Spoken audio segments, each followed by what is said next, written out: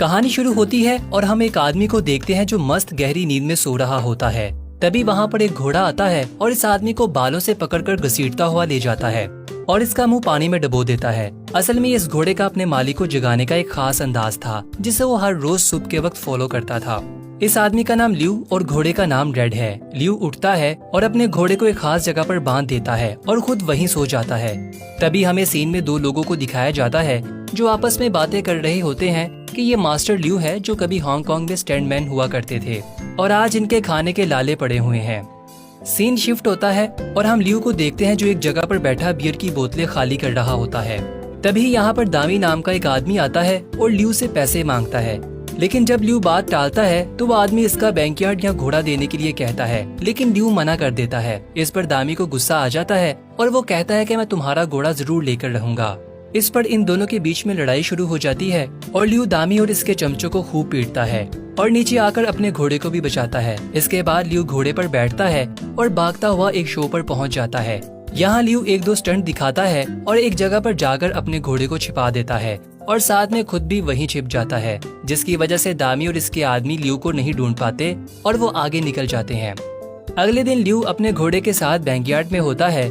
तभी वहाँ दो लोग आते हैं। ये दोनों ल्यू को बताते हैं कि आज से 3 साल पहले तुम्हें ये घोड़ा एलन पा से मिला था। इस घोड़े को लेकर जूना और एलन पा के दरमियान 3 साल लड़ाई चली और अब ये लड़ाई खत्म हो चुकी है और जूना ये लड़ाई जीत चुका है और इसने इस घोड़े को नीलामी पर लगा दिया है और अब तुम्हें ये घोड़ा इन्हें देना होगा। ल्यू रेड को छोड़ने के लिए तैयार नहीं था, इसलिए वो दोनों को बाहर निकल जाने के लिए कहता है। तभी वहाँ पर दो लोग छलांग लगाते हैं, श्यामू और यंग। असल में ये दोनों ल्यू के साथ नहीं रहते हैं। श्यामू और यंग को देखकर वो दोनों डर जाते हैं और वहाँ से चले जाते हैं। इसके बाद ल्यू श्यामू को नोटिस दिखाता है।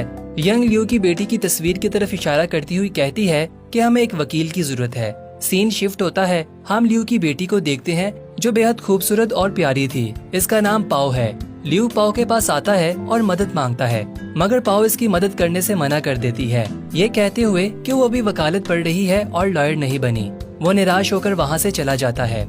अगले सीन में हमें पाओ का बॉयफ्रेंड नाई हवा नजर आता है। पाओ नाई हवा के पास आती है और बात करने लगती है।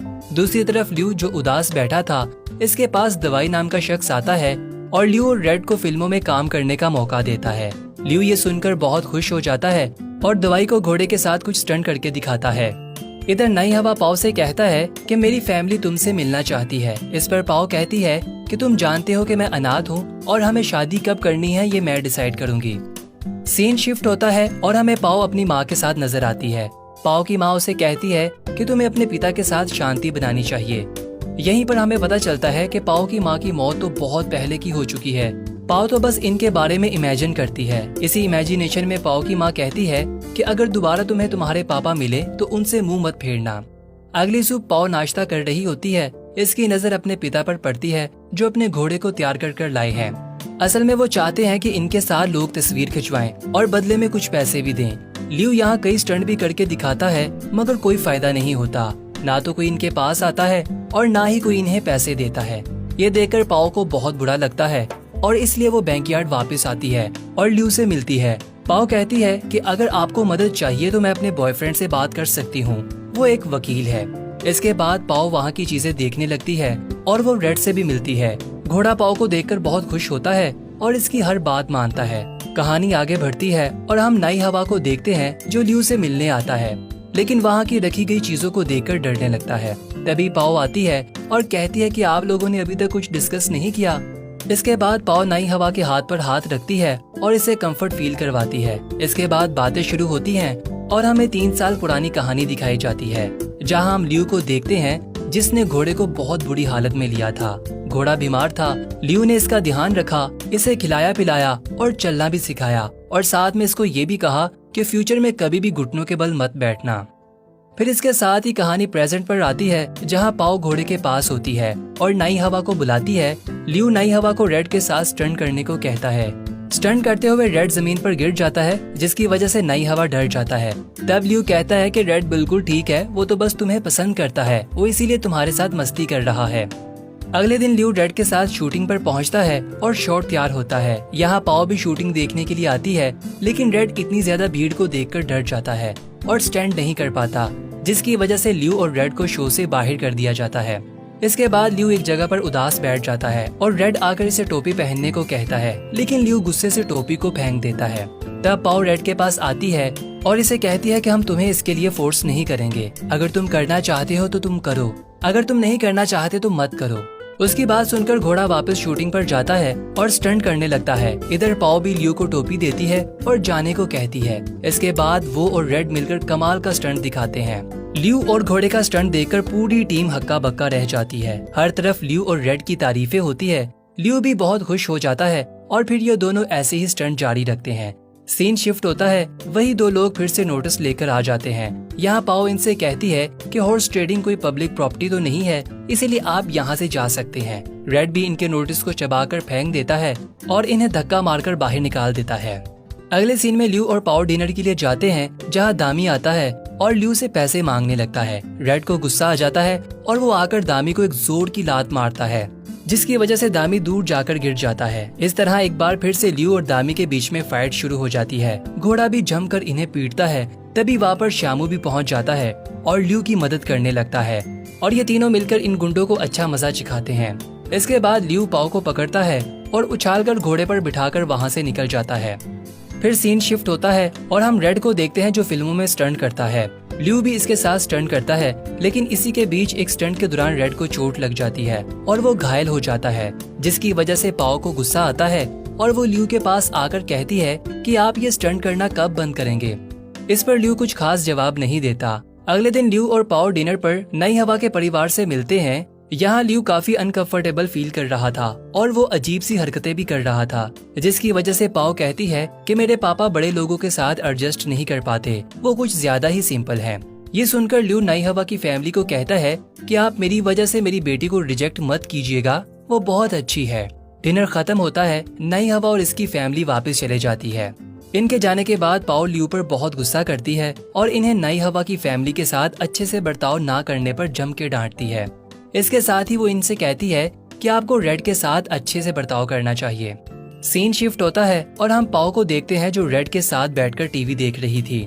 टीवी पर पाओ अपने फादर और रेड के स्टंट देख रही थी। यहीं पर ल्यू भी होता है। टीवी देखते हुए पाओ अपने पिता से कहती है कि आप बहुत कूल हैं। ये सुनकर ल्यू की आंखें नम हो जाती हैं और पाओ की आंखों से भी आंसू निकल जाते हैं। तभी सीन शिफ्ट होता है और हम 8 साल पहले पहुंच जाते हैं। यहाँ ल्यू होता है जो बहुत ही ऊंची जगह पर स्टंट कर रहा था। ये स्टंट करते हुए ल्यू अचानक से नीचे गिर जाता है और इसके सर पर गहरी चोट आती है। इस चोट की वजह से ल्यू को पूरे 8 महीने तक कोमा में रहना पड़ता है। असल में ये ल्यू अपनी बेटी को बता रहा होता है। ल्यू कहता है कि इन 8 महीनों में काम ना करने की वजह से मेरा दिवालिया हो गया था। तुम्हारी माँ से भी मैं नहीं मिल पाया। पाओ कहती है कि माँ की तरफ से मैं आपको माफ करती हूँ। फिर इसके बाद दूसरी तरफ दामी बैंकयार्ड में रेड के पास आता है और इसे इंजेक्शन लगाने की कोशिश करता है ताकि वो इसे अपने साथ ले जा सके। तभी रेड की आंख खुल जाती है और ये सब मिलकर इसको पकड़ने की कोशिश करते हैं।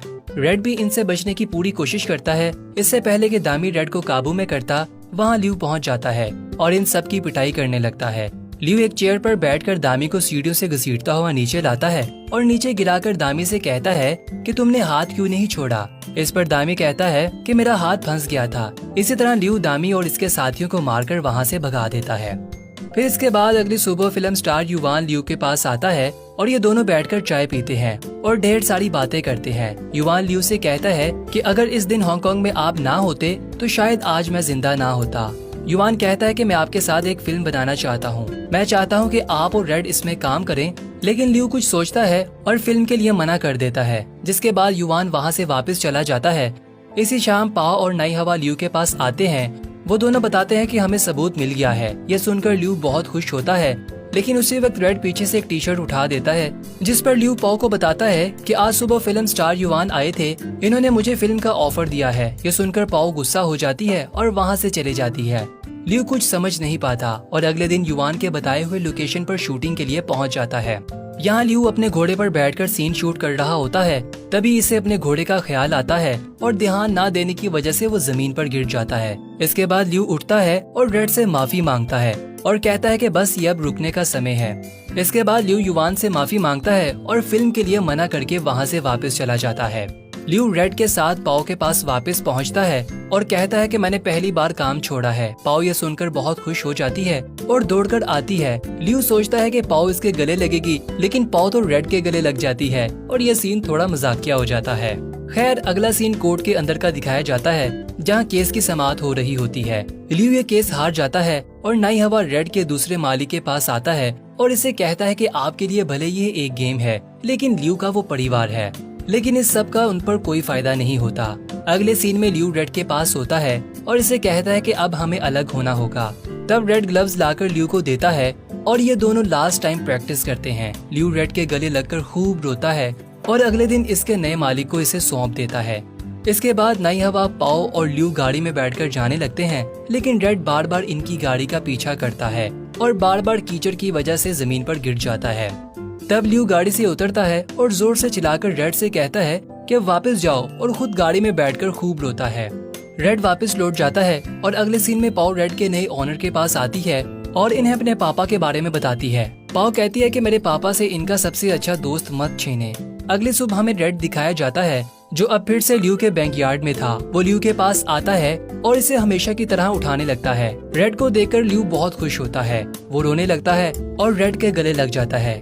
ये सब पास खड़े रेड का नया ओनर, नई हवा और पाओ देख रहे होते हैं। रेड का नया ओनर पाओ से कहता है कि अगर तुम मेरे पास ना भी आती तब भी आज रेड यहीं होता, क्योंकि मैं इसे खुद वापस लाने वाला था। असल में वो खाना नहीं खा रहा था। इसके बाद पाओ और नई हवा भी ल्यू के पास आते हैं और तीनों रेड के गले लग जाते हैं और इसके साथ ही ये कहानी अपने अंत को पहुंचती है। तो दोस्तों, कैसी लगी आपको घोड़े और ल्यू की ये यारी? कमाल है ना? वैसे आपका भी कोई ऐसा दोस्त है? अरे मेरा मतलब पेट। अगर ऐसा दोस्त है तो कमेंट करके जरूर बताइएगा। तब तक के लिए बाय बाय।